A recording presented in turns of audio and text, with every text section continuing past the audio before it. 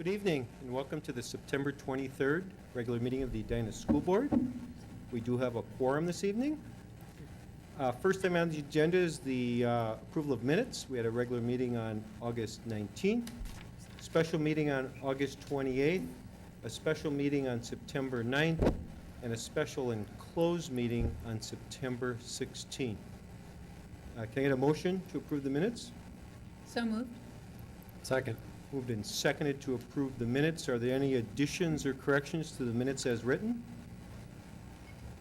Seeing none, all those in favor of approving the minutes, please signify by saying aye. Aye. Opposed? Do a roll. Roll call. Lonnie's causing a roll call. Aye. Aye. Aye. Neville? Aye. Patzlaff? Aye. Screntner? Aye. Wallen Friedman? Aye. Motion carries. Thank you, Sarah. Lonnie Scrittner is joining us remotely, and so we're required to do roll call votes for all motions. We have one adjustment to the agenda this evening. Can I get a motion? I move that action item E be pulled from tonight's agenda. We also have a walk-in under consent. So, and then also then I would add a K under the consent. No, it's actually G. Oh, it's G, it's already walked in. It's already listed there, but it has arrived. Okay. Can I get a second to that motion? Second. Been moved and seconded to remove action item E under section 6, and also the insertion of the item that has been walked in for item G under consent. Any discussion? All those in favor? Excuse me, under action, G under action? Yeah, G under consent. G under consent. Under consent. Oh, thank you, got it. Thank you. Identified there. Any discussion? Roll call? Sella? Aye. Hedberg? Aye. Meyer? Aye. Neville? Aye. Patzlaff? Aye. Screntner? Aye. Wallen Friedman? Aye. Thank you. Motion carries. Rick, could you please walk us through this evening's agenda? Yes, since the board met in August, we did have a August 28th meeting at which time the board reviewed my performance for the 2012-13 year.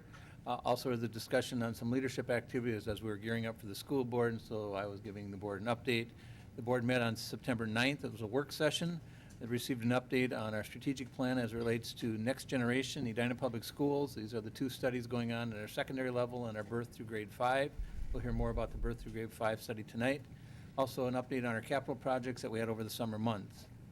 The board did hear an update on the facilities and review and comment, especially as related to the fact that we're considering going to all-day everyday kindergarten and what we need to be looking at around that. And finally, there was a personnel item that the board did approve and support. On the 16th of September, the board met in its annual meeting with the City Council and had a conversation just about how we can grow our partnerships. We received a state of the city and a state of the district, and then did some problem solving on some possible ways we can continue to grow in our collaboration efforts. The board then moved to a closed session where they did some negotiation strategy. Earlier this evening, the board met at 5:30, where they received an update on some of the leadership work that's occurring as it relates to our accountability reports, and you'll hear more about these reports at later tonight, and then moved again into a closed session for some negotiation strategies. So those are the meetings that we've held since the last regular meeting in August. Thank you, Rick. Our first is any members of the audience who have requested to speak, Sarah? We have none. Thank you.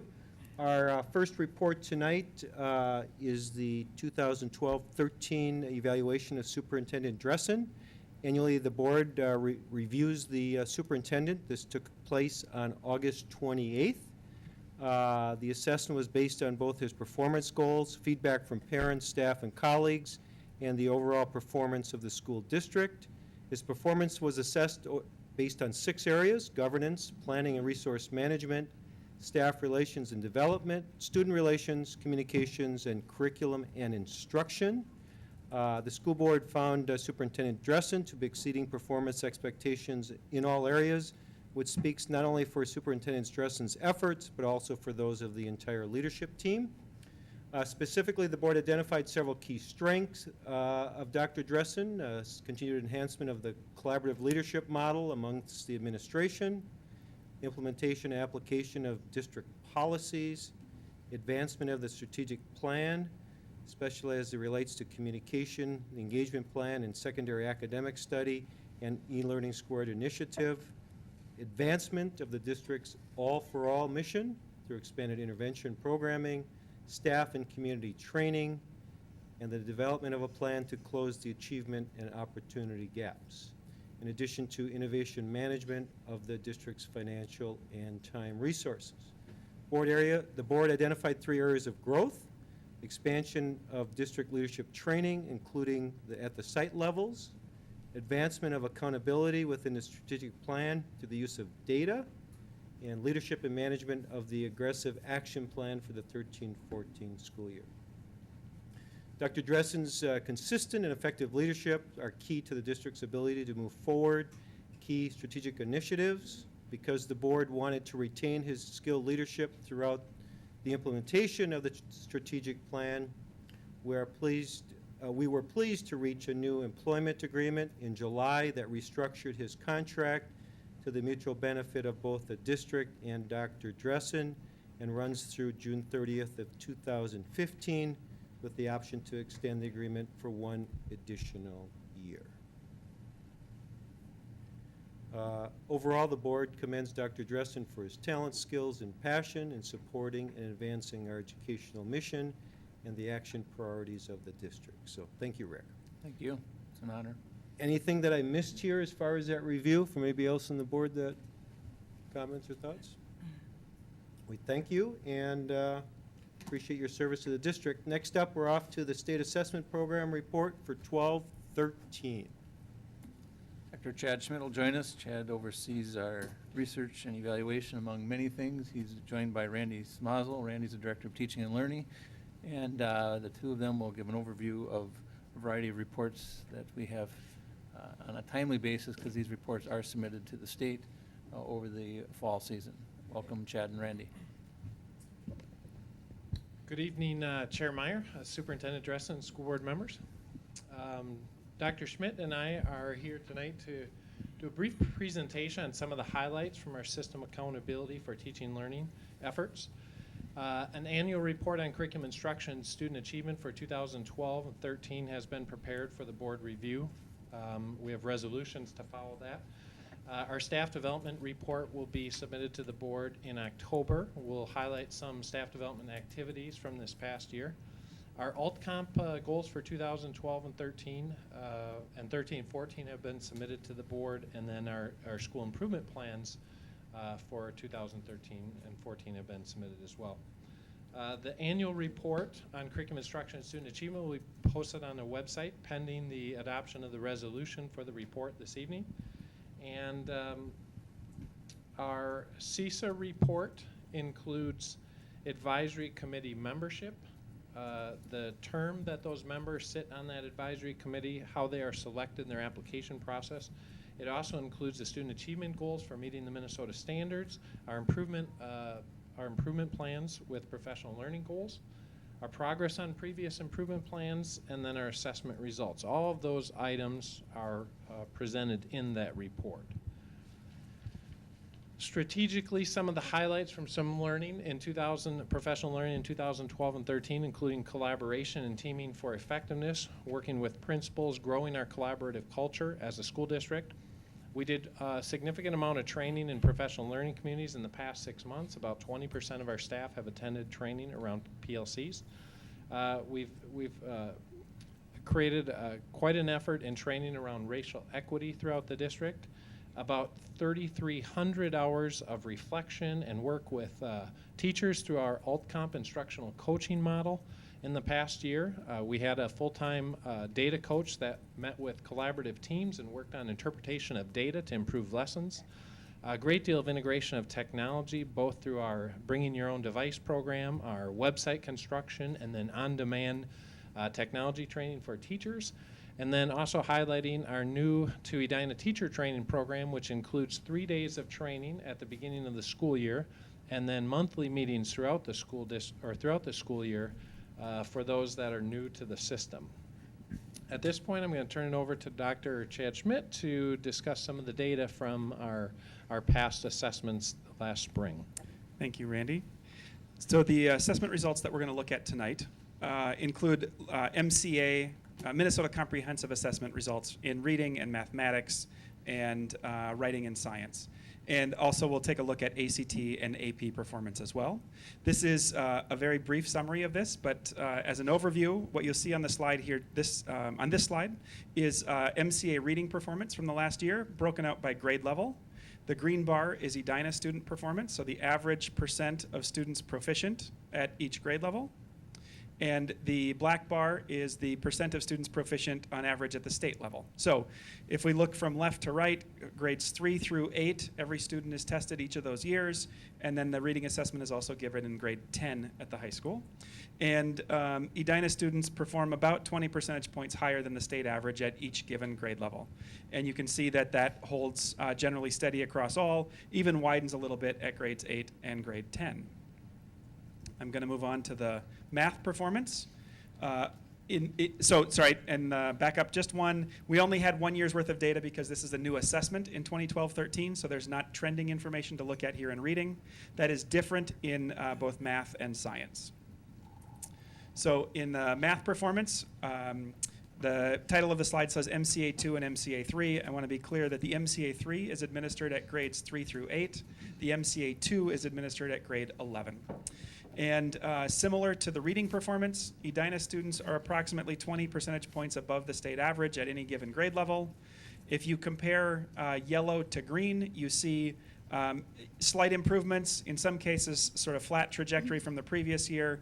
The biggest bump where you'll see increases is at the high school in grade 11, where we gained about 10 percentage points in proficiency from 2011-12 to 2012-13.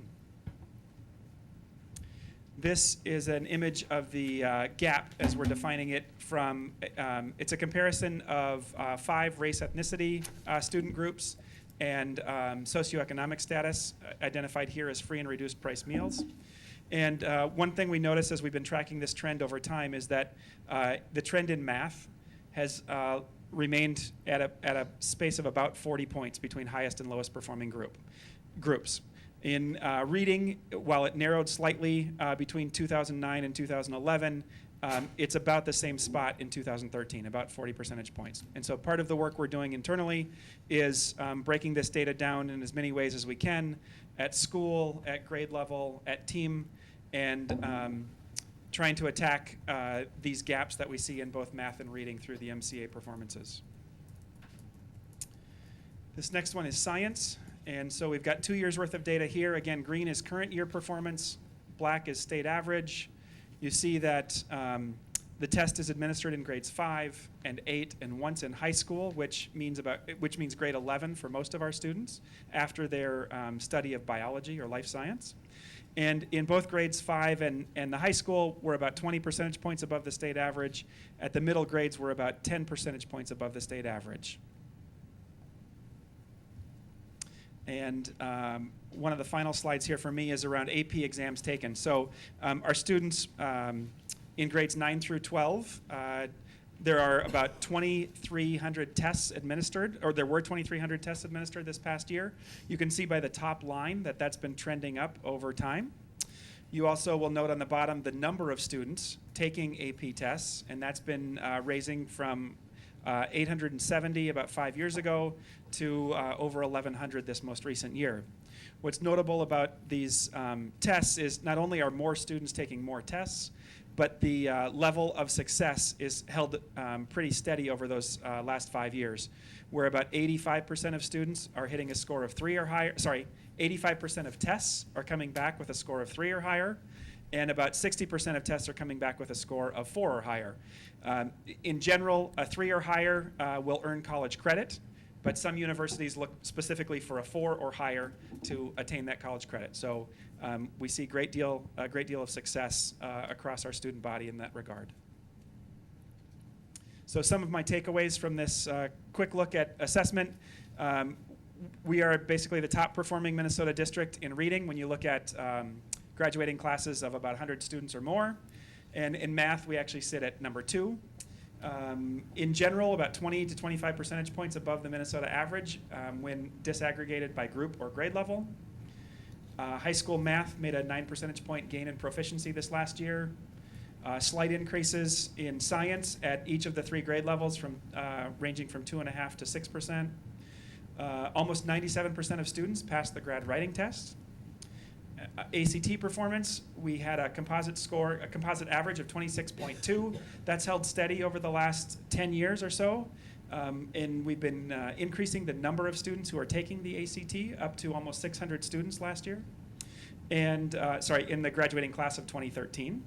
And then this last bit around the AP exam. So over 1,100 students took almost 2,300 exams. 85% scored, had test scores were 3 or higher, and almost 60% were 4 or higher. So that is a very quick slide through some recent performance data. In the spring of 2012, you can see the percent proficiency for reading and math across our school district on MCA performance. For the 2012-13 school year then, SMART goals were set district-wide, SMART being specific, so around reading and math, measurable in terms of MCA performance, attainable.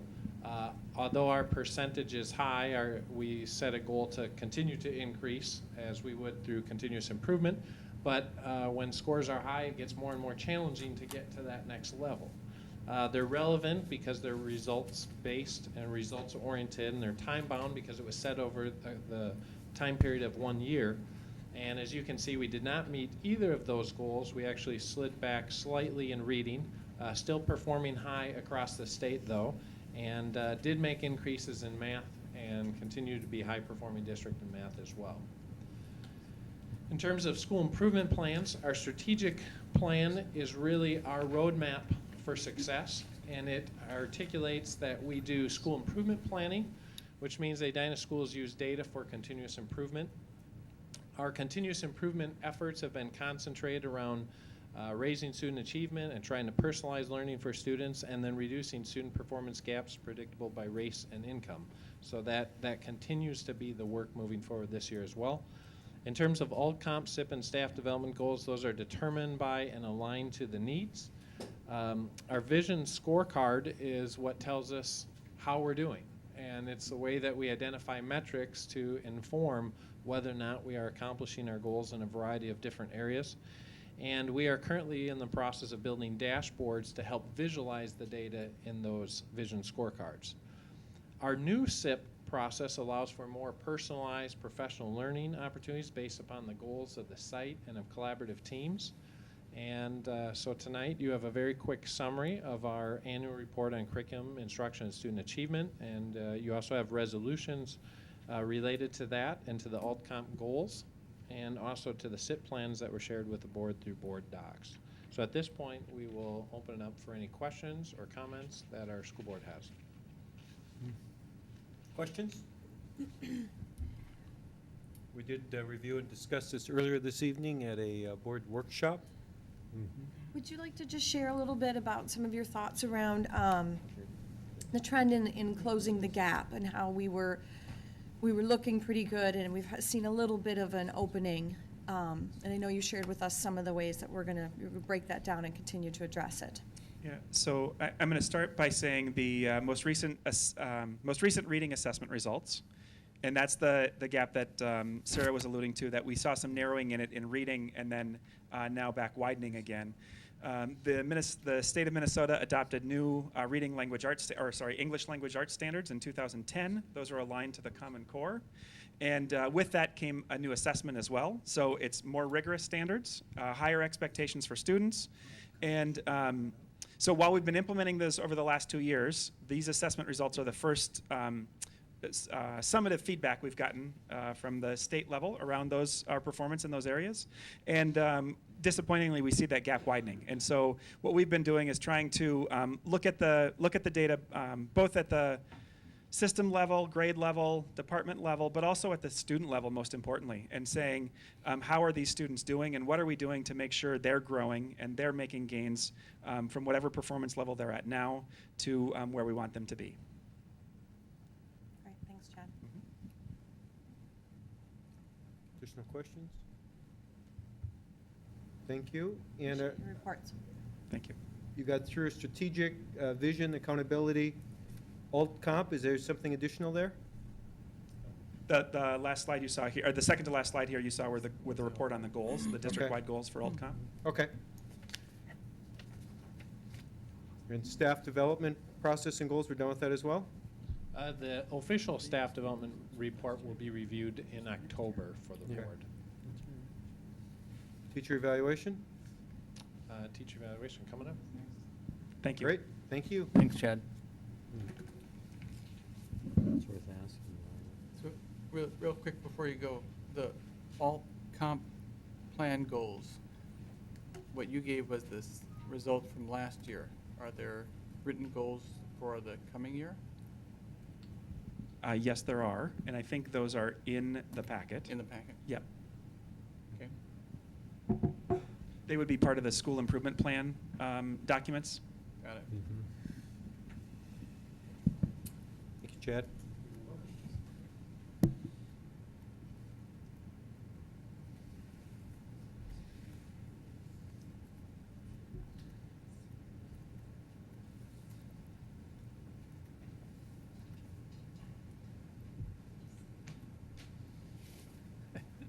Hi, Rob. Welcome, Rob. Okay.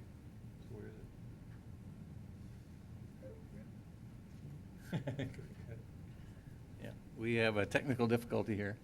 How about if we ask, might offer, Mr. Chair, to have us get the correct PowerPoint slide for that report, and maybe for the board to move forward with some of the other action items as we can, and come back if we could table that. Absolutely. Or we could ask Rob questions for a while. That's right.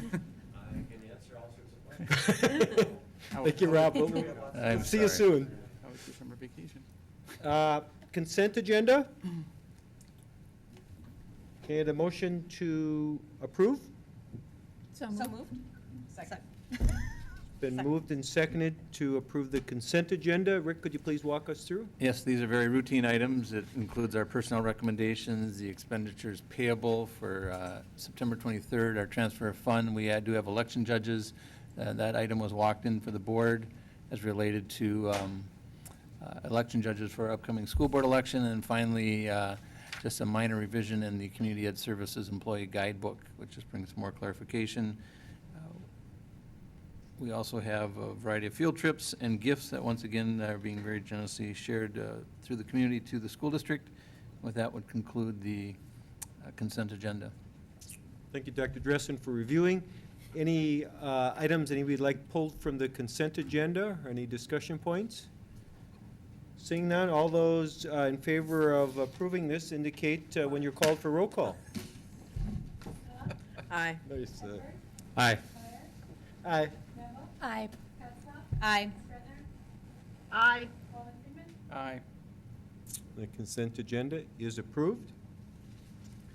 We're on to the action portion of tonight's meeting. The first item is the proposed tax levy certification for 2013 payable 2014. Margot, a little background, please. It's that time of year where we start the levy process. This is the proposed. We will have another opportunity to review it in December when you as a board approve the final levy certification. What this does is gives the authority for us to pass on information to the county auditor to start processing information in terms of local taxes and tax impact. And then we can adjust it and revise again in December. This is a major year, as I reported in June, in terms of funding changes, which also have affected our local levy calculation. So there's a lot of inner workings in the overall calculation that have, some have stayed the same and some have been changed and updated. However, I'm happy to report that the levy represents a 2.36% increase. So despite all the changes and everything going on, a relatively reasonable increase, and that also includes changes for the all-day, everyday kindergarten. So the state average is about a 1.6% increase that they're projecting right now. That doesn't include local elections that may be going on because the state wouldn't have results on that, so I expect that number to be higher after election. And if we were to, the all-day, everyday kindergarten, the reason that causes an increase in the levy is with all-day, everyday kindergarten, there's state aid that comes with that, but the children are here all day, and they're considered a full pupil unit is what we would call it, and there's an increase in funding on our referendum funding that comes with that, and also an increase on the expenditure side because we are educating them all day versus in a half-day program with a tuition or a fee-based option for the other half a day. And also incorporated in there are the projected additional lease costs for the additional classroom options that we will need for the 2 additional classrooms that is later on the agenda item. Other major changes, pupil unit weighting changes, the referendum formula change, and the location equity revenue change. All of those we discussed in August and September. We did discuss at Finance and Facilities. The recommendation is to approve the maximum. Because of the major funding changes, the state is still coming out with corrections. There's been fewer this week than there was the previous week, but it's prudent to approve the maximum at this time and allow us time. The state will continue to adjust formulas through the end of September and then give us time to take a look at what areas, if we're able to make some modifications, we would between now and December. Thanks, Margot. Under Community Services, can you touch on the other prior year levy adjustments, which seems to stand out? That is actually for the extended day disabled, the majority of that prior year adjustment. That's additional funding for our before school and after school programs for expenses related to special education needs.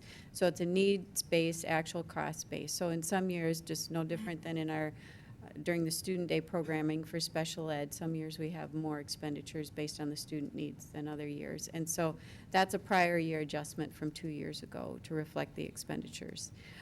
As you can also see in the extended day disabled line item there, we're bumping that up a little bit so that on an annual basis we're more accurately reflecting those costs in the annual levies. So hopefully we minimize those adjustments into the future so we don't have swings like this. We'd like to be a little bit more on target with that. But again, with special ed, we could be under or we could be over in a given year. Does that answer your question? Absolutely. Okay. Absolutely. Any additional questions? Any comments from the finance discussion around this? It's actually pretty straightforward this year, except for the changes in the law. Made it rather interesting to Nice work little through. bit. Except for the changes in the law. Well, we're not doing anything unusual. The law changed. Right. Great. We'll proceed with a vote, Sarah? Stella? Aye. Edward? Aye. Meyer? Aye. Neville? Aye. Petzler? Aye. Springer? Aye. Wallen-Friedman? Aye. Motion carries. Thank you. Next up, we have kindergarten addition projects, review and comment. A motion? Moved? Second. Moved and seconded. A little background? So as part of the legislative session last spring, all-day, everyday kindergarten is now an option to be funded through the general fund. So on the facility side, we've taken a look at if we are to offer that, what are our facility needs? And in August, Finance and Facilities Committee met, and we had our financial consultants and also Eric Hamilton, our Director of Buildings and Grounds, and the district architects taking a look at, we would need an additional classroom at Concord and Cornelia, and we would be able to accommodate all-day, everyday kindergarten at all of our sites. We also then proceeded to board work session, received feedback from the board, and also have visited with the principal. So in a combination of the last month and a half, have tweaked the recommendation to do a lease levy, similar to what we did at Southview in terms of adding the addition, although this is a much smaller scale, for instructional space, doing a lease levy to get those additional spaces for our kindergarten. We did take a look at each of the buildings and what the needs were, and while we're in construction, what areas could we take a look at, what seemed to make the most sense in terms of kindergarten addition, and then while we're in construction, and then also waiting for the birth to 5 study to be completed, special ed study to be completed. So after much conversation between finance and facilities and the board, the recommendation is to approve this review and comment to move forward. We're still having discussions on the programming side, but we do want to get the review and comment into the Department of Ed because many districts are submitting at this time, and so they are very busy and want to make sure that if this is the direction we're moving in the next, if decisions are made within the next month to 6 weeks, that facility-wise, we are able to get going and have those classrooms open for the start of school next year. Thanks, Margot. Any questions or comments? In finance, or in our board workshop, we talked about, is this the right number of, right amount of space? It was just felt it was not price effective to look at some of the additional spaces? We did look at some of the additional spaces, so if you will look at the plans for both schools, they are different from what we saw originally in our Right. workshop. So I think we looked at, I think it was Cornelia, and the extra space was incredibly expensive, and there was space within the building that could accommodate what the addition would have done. So we're trying to stay with a smaller footprint that still allows expansion. I think at Concord, we've got a little bit more going on because there were some cost-effective things to do there. Right. So, yeah, Finance Committee created a hybrid of what came out of the board work session in terms of providing more detail and additional feedback. So in Concord, it would be the kindergarten addition and support space combined with minor classroom modifications and a small extension of the cafeteria because that building is very large in terms of the number of students going through at lunchtime. And then a kindergarten addition at Cornelia combined with a specialist motor room space and minor classroom modifications. As we're moving kindergartens into new spaces, we need to make some classroom modifications as we move people around in buildings so. I like it. I like you got a block there that easily can plug in another classroom when it's appropriate. Good work. How much more expensive was it to add the additional space at Cornelia? You mentioned, Lenny, that it was considerably more expensive. Wouldn't it be the same cost per square foot? You Yeah. add additional space on? The issue was that the space didn't have utility because there was space within the building to accommodate what Okay. could have gone in there. And so it didn't make sense to spend the money this year when we may have changes in programming that come out of the E5 study. So I think the cost may be the same per square foot, but there wasn't a utility to it. Okay. Okay, that makes more sense to me. Thank you. Additional questions and comment? Good work by all. We'll now proceed to a roll call vote for the kindergarten addition projects. Stella? Aye. Edward? Aye. Meyer? Aye. Neville? Aye. Aye. Etzler? Scrivener? Aye. Walden-Huben? Aye. Motion carries. I remind the board, this is just a review and comment, it's not a commitment to the programming, and the board and the community, when parents will be hearing more about our plans in October with action in early November. Great. Had a motion for the birth to grade 5 study. So moved? Second. Moved and seconded. Any background discussion? Randy, Gwen? There were only minor changes since I'm the author initially of this. Gwen and Randy are actually facilitating the study, but just some minor changes around some clarification. Again, it's a 3-part study. We're looking at birth through age 3. Again, not that we'll necessarily own the program, but how do we make sure it's coordinated? and all students have access and opportunity. The age 4 to 1, grade 1, and again, that's an important transition point for us. And then 2 through 5, obviously, this is be the same way we took on the secondary study, where it will be a full data search. There'll be plenty of input from community and staff and parents and students.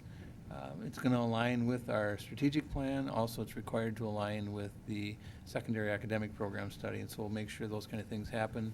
The board will be meeting in a workshop in October to talk more about this, so the board gets a little more deeper into this. What we're approving tonight is kind of the framework for the study. Minor changes since the last reading in August. And those changes are underlined in there, in the That's correct. 2 additions to the Ys. That's correct. Could you, Rick, speak to the one addition, letter N, that says provides direction for choice programming options for elementary families to limit need for school boundary changes? So that was omitted the first time. It's part of the strategic plan. So this study is based on a strategic plan. So in the strategic plan in 2011, that was a strategic action that we're looking at doing. Is not looking at boundaries, but how we can do it through choice. We've been able to reduce our numbers. Maybe Mary can speak to that, but using the model we're currently doing, we've been able to be successful in getting that ratio down. So this is saying basically continue to explore that as your primary rope before we look at any other options around boundaries. What ratio or what? I'll let Mary speak Sorry. to that. Okay. So there's what's called a racially identifiable category that a school district could be in. And that is when you look at the number of students at one elementary school versus the rest of the elementary schools combined, and what is the racial difference. If you get to a 20% racial difference, the state then says you have a racially identifiable school, and you need to put a plan in place. Why has that happened? So we have been very intentional at doing some outreach, making sure all our families are aware of the choice programs, both Normandale and the CP programs at Highland and Countryside, to say, is everybody getting the information? Is everybody understanding what these options are to families? And so the difference now is around just below 16%, where it was very close to 20 about 3 years ago. All right, thank you, Mary. I'm back up to speed. Additional questions? Comments? We'll now proceed to a roll call vote for the birth to grade 5 study and its minor modifications. Aye. Aye. Aye. Aye. Aye. Aye. Aye. Motion carries. Next up is our annual report on curriculum instruction and student achievement for 2012-13. We've seen 2 presentations tonight on that. Any, can I get a motion? So moved. Second. Moved and seconded. Any discussion? Comments, thought? Thank you all for the effort. We'll now proceed with a roll call vote. Sarah? Aye. Aye. Aye. Aye. Aye. Aye. Aye. Motion carries. Item E has been deleted from our agenda. The next item is item F, school improvement and alt comp plan site goals. Can I get a motion, please? Moved? Second. Been moved and seconded. Discussion?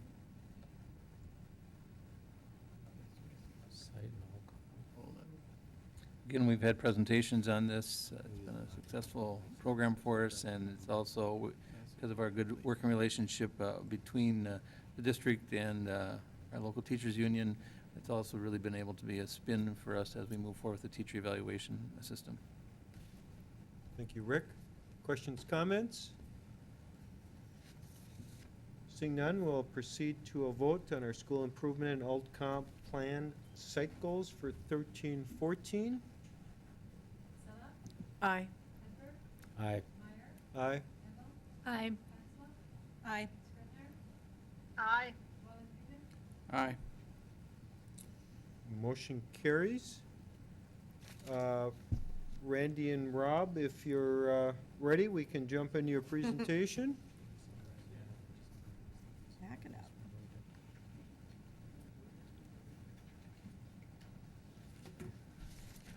We don't even want to begin to guess the number of hours and amount of research completed around this work. Appreciate the leadership of Rob and Randy, but there's a whole team of staff that have been involved with this, and we welcome them tonight.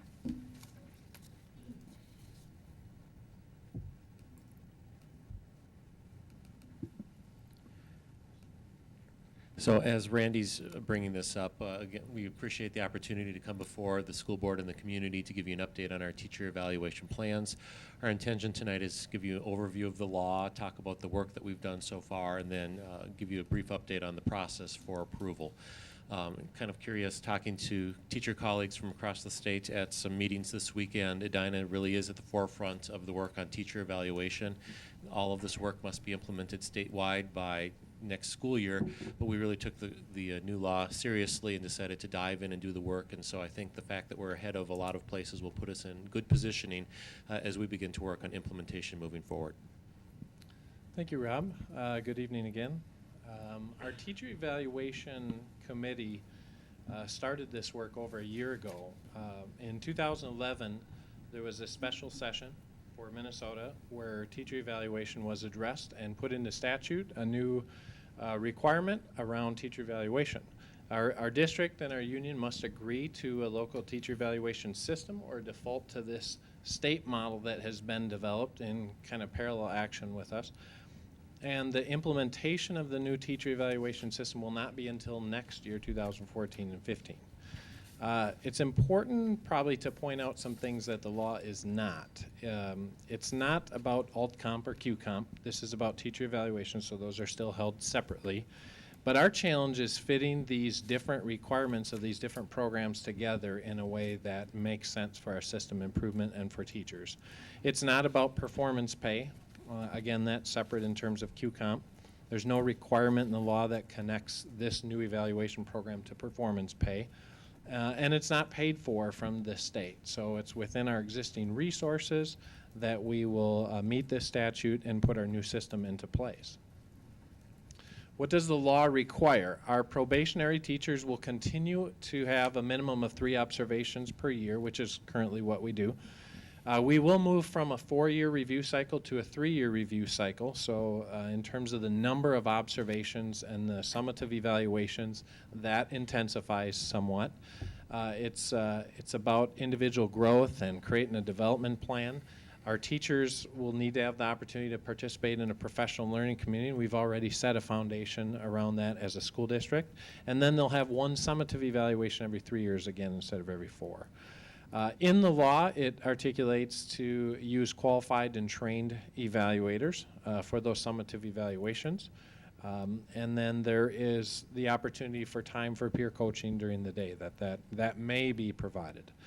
Another may includes mentoring and induction programs, that may be part of the program. But however, it must include a portfolio option for teachers. So we're having a lot of discussion around what could that portfolio option look like and how would we carry that data forward in future years.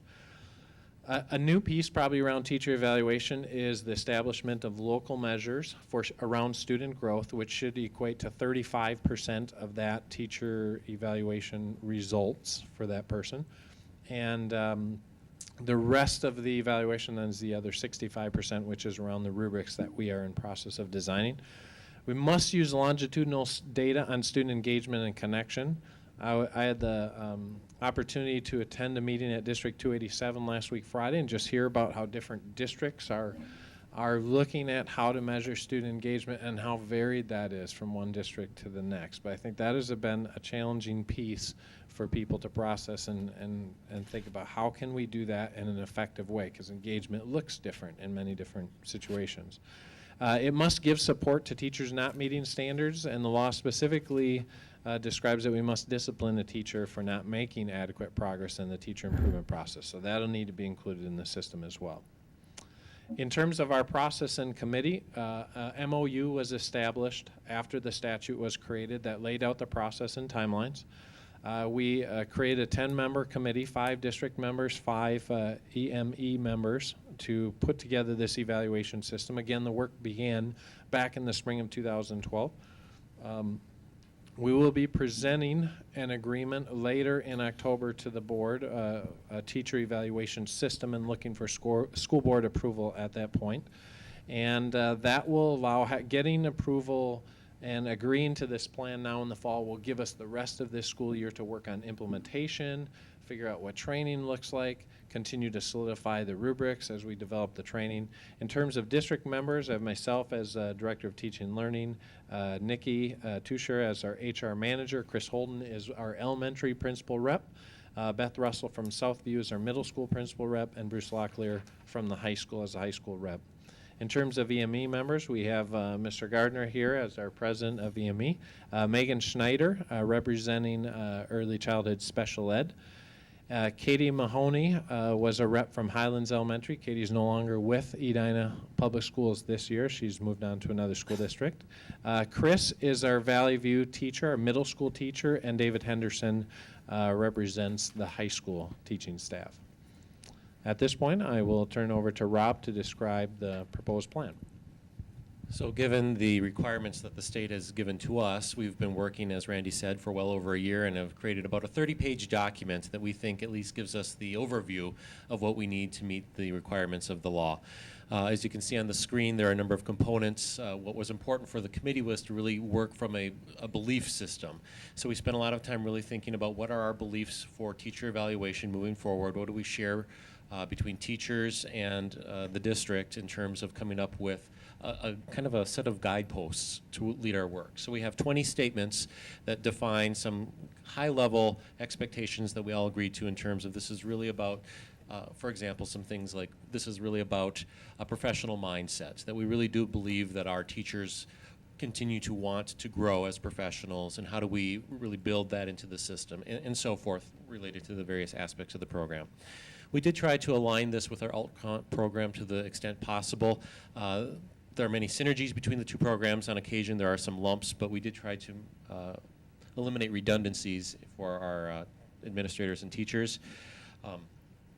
We do have a 3-year cycle, as Randy said. We're modifying the student learning goals that are part of AltComp. We'll talk more about that in a minute. We've developed, I think, a little more rigorous set of support systems for teachers who may need additional assistance in some way. Really looking at reinvigorating the mentorship program within the district, and of course all of this requires people to be involved with overseeing all the various steps. So we've been working on that. In terms of performance, we spent a lot of time looking at some of the best practices and systems across the country, whether it's National Board Teaching Standards, New Haven, Connecticut, some work out of Colorado. We really looked at some of the places that we thought were being most innovative and revised the performance descriptors that we have in Edina, have come up with a set of 20 descriptors that we think are really powerful. Those will be the basis of teachers' work over a 3-year cycle in which they will set up their goals on a 3-year plan. They'll work with both an alt-comp coach and their assigned administrator, so that's a principal or a coordinator, depending on where the teacher is based, to work on their goals. And in addition to observations, which alt-comp continues to require, we're really excited about portfolio options, that we can bring in other kinds of evidence, because I think one of the challenges we've had in alt-comp is classroom observations are great for some of the things that we do, but in terms of the professional relationships, the planning work that we do, there are other ways that probably are better to demonstrate that. And so we think this is going to be a strength moving forward. And then at the end of 3 years, each teacher will sit down with their alt-comp coach, with their administrator, and review their work. From there, we did look at the student learning goals and really kind of took what teachers currently do and made it into something a little bit stronger, a little bit more rigorous. For me, one of the key components here is that we are tying the student learning goals to a specific academic or professional standard in a much more explicit way than we have previously. And we've also developed a 3-part rubric to evaluate teachers' work with their student learning goals, and that would be something new that they haven't experienced in alt-comp. So we'll take their work on their student learning goals, we'll take their works on their 3-year plan, we'll put all of that together. We've got a system for gathering that data and create a summative report in which we talk with teachers about what growth they've seen over the past 3 years and how they'll continue to grow in the future. And then for those teachers who are, for one reason or another, in need of more assistance, we've built in a number of ways to help those folks. It's not just at the end of every 3rd year that we'll dip in and say, oh, we need some help, and really we should have been here 2 years ago. We've really looked at how do we help teachers every year in this district, and if there is a need for additional assistance, coming up with some structures for that. Currently we have 2 pretty much what I call code red sorts of procedures when somebody's in a really difficult situation, and what the committee felt was we need to intervene earlier for teachers who may be struggling for some reason. So we've built in another level of assistance that will, I hope, prevent those code red situations from developing. And then, as Randy said, we will be aligning this with AltComp. One of the things that we did well in AltComp that I think other districts are envious of is an online data tracking system that we know we will have to put on steroids to meet the requirements for teacher evaluation, but we're in a good place there as well. And it was really, the sense of the committee that this should be a 2-year process and that we'll all come back in a couple of years and say, what's working, what isn't, how does this all fit with AltComp, and let's really take a systematic review of that in the future. Moving forward, in terms of an approval process, Randy already alluded to this. Teachers, the intention is that we will be voting October 14th and 15th on the teacher evaluation plan. We'll have obviously some member meetings prior to that to really get everybody up to speed. And then the school board at its October 21st meeting will have an opportunity to vote as well. I think we're all in a good place, but if for some reason either side decides that we need a little bit more work on this, there's a process in place for us to all sit down, slow down, address whatever concerns are still out there, and then come back together. So it's not a one-shot deal. If we really do have some things out there that we've decided we need more time on, we can work on that. So it's been a really exciting process. It's been an intense process, but I think we're in a good place, and the system we've developed will be a benefit for the district and for the teachers of Edina. And with that, we'd be happy to answer any questions you may have. Thank you both. Questions? I'd like to just commend everyone who's worked on this process with the documents that you've produced. I know that this shows a tremendous amount of work. It recognizes the strength and development of the AltComp program, which I think has allowed us to take another step. So the support system, the principles, really strong. One comment that I shared with teaching and learning is that I recognize how difficult it is to align all of the expectations for each rubric of performance, and just to ask that we look at some of the language around technology, how and when to use it, the strength of the equity language and that value, and then safety, where it belongs. But I know that that's getting down into more of the minutia of the measurement categories. But thank you. Additional questions or comments? So the plan, if it's approved, is it for a year and then it gets reapproved, or how does all that work? So we would begin implementation immediately upon both sides approving this, because we do realize that there's still a lot of infrastructure and education that needs to go on in terms of the things that need to happen. But the plan would be in place for the 2014-15 and 15-16 school years, and at some point during the 15-16 school year we would revisit this. Both sides would revisit this. But we've also built into the process other opportunities, because we know, as we've been working on rubrics and different elements, that a lot of things probably sound really good on paper, but it's when we actually get into classrooms and start to implement these things that we'll have to do some revisions and tweaking along the way. So we've also really been intentional about creating those kinds of opportunities. Thank you for working collaboratively and cooperatively on developing something that is specific to Edina and seems to start where we were and move us ahead and not have to default to a system not designed for us. We really appreciate that work. Thank you. Great job. I had a question. Could you just explain the difference between AltComp and this new teacher evaluation process? I know that AltComp kind of had its original intention around improved teacher performance, and now another thing from the state is saying now we're going to do teacher evaluations. So how do you differentiate these two things, even though I know you're saying you want them to align? So AltComp coaching is about cognitive coaching, and it's about putting the teachers in a situation where you're causing reflection And it's not about evaluating that performance, but it's about getting them to reflect. And the teacher evaluation system is about evaluation. So moving from a model where we currently use cognitive coaches to a model where we would have peers doing evaluation will be a switch. That'll be a transition in philosophy of how those people will be used. So more of an evaluation model. In addition to that, these are each, statutes in Minnesota, and each of them has been written with a kind of a different philosophy behind it. Alt-Comp, or Q-Comp as it's known in many districts, is an apply-in program that allows districts to access additional funding if you meet a very specific list of criteria. The list of criteria for teacher evaluation in some points overlaps, but there are additional things that we're expected to do in teacher evaluation that we aren't asked to do in Alt-Comp.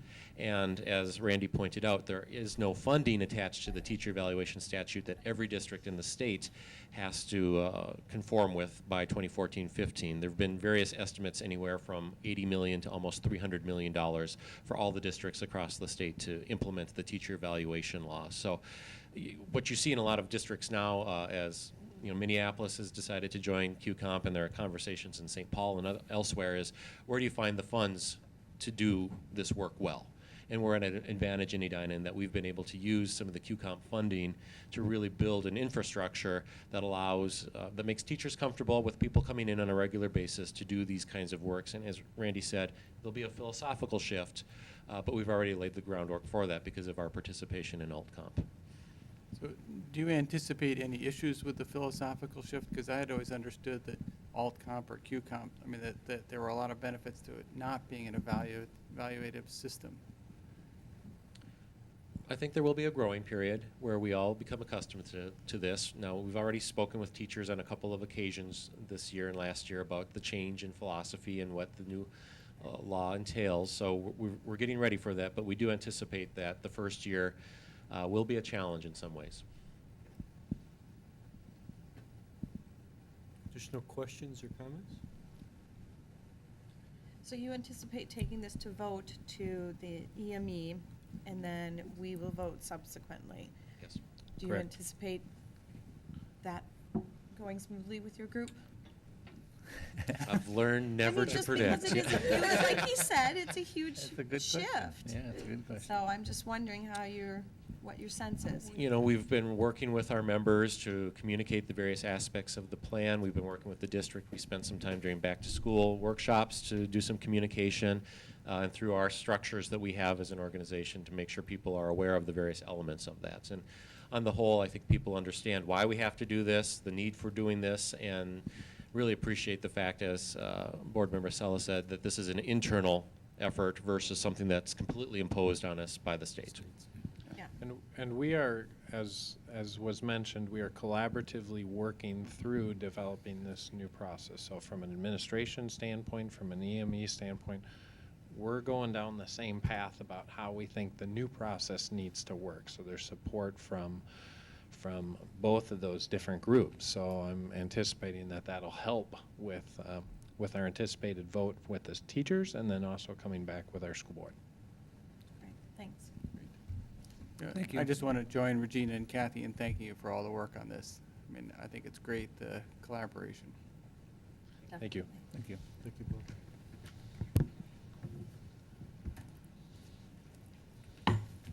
Next up, we're off to our scheduled policy review.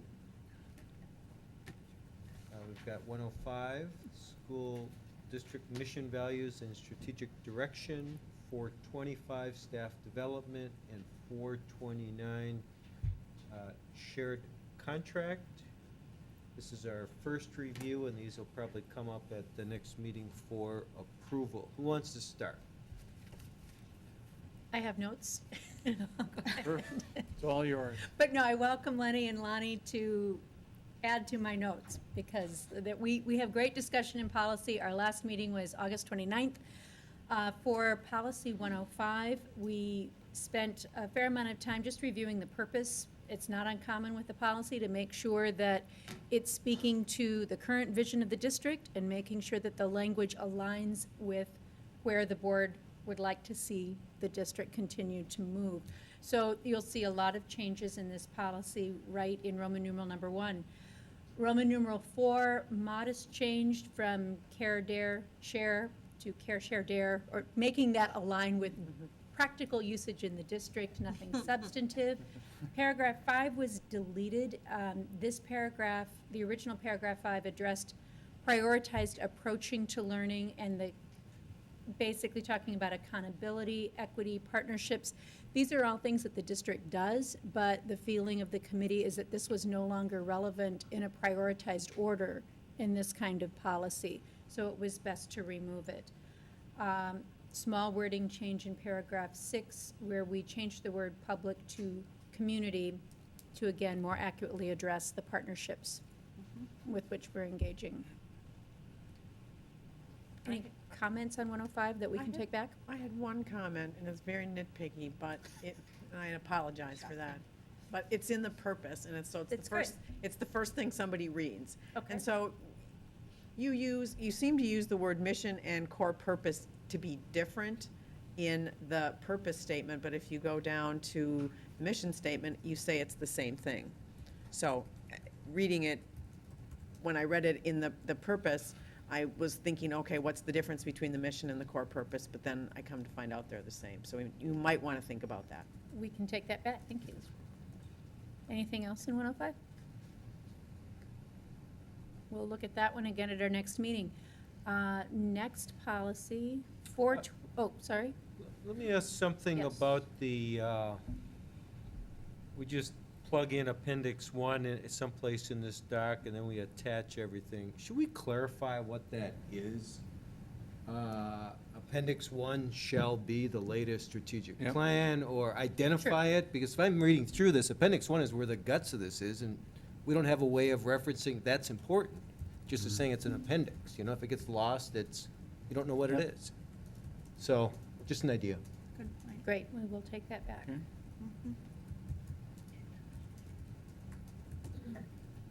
Okay, so 425, we started by changing the title for more correct reflection of current usage, from staff development to what we engage with is now professional learning. So the policy should be stated as such. In paragraph 2, you can see there's quite a bit of rewording. That was probably where the bulk of our conversation was for this particular policy. And paragraph 4C, there was rewording here regarding the Educational Services Council to provide some more specific guidelines for how the council is structured and the terms of service. On that one, I just had a question. You're removing parent representative. Is that just a shift or an updating of language because there isn't one currently serving, or is it a change in how the membership is composed? It's an outdated practice. It wasn't used, yeah. I kind of figured that was It was- the case. So we have another vehicle, the School Accountability Committee, which is much more community-based, parent-based, that this reports to, so that's a better place. So our last policy for discussion today is 429. Not as many detailed notes on this one, whereas you can see some rewording throughout, which is mostly focused on clarity, but there is less proposed substantive change for this policy.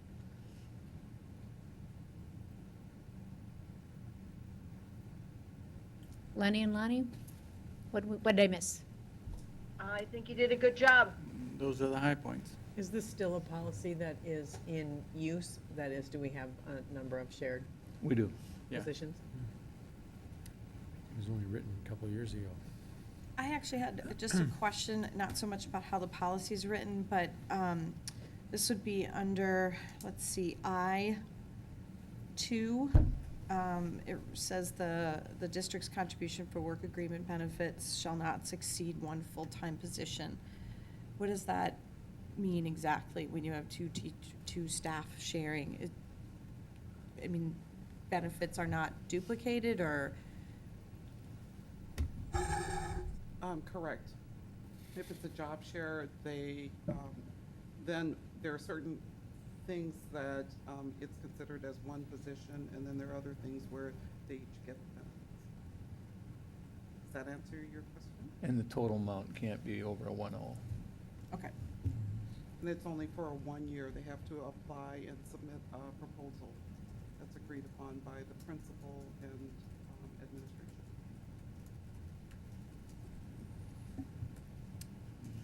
Additional questions or comments? Thank you, Policy, for all your work. Got some information items. Any announcements? No, I think we're off to a good start. We've got a lot of movement going along, and the board's going to see how this rolls forward in October and November. But homecoming week, so it's always a kind of a fun week and kind of a turning point of some very active learning occurs after we've been all reunited and energized with homecoming week. So we look forward to that happening.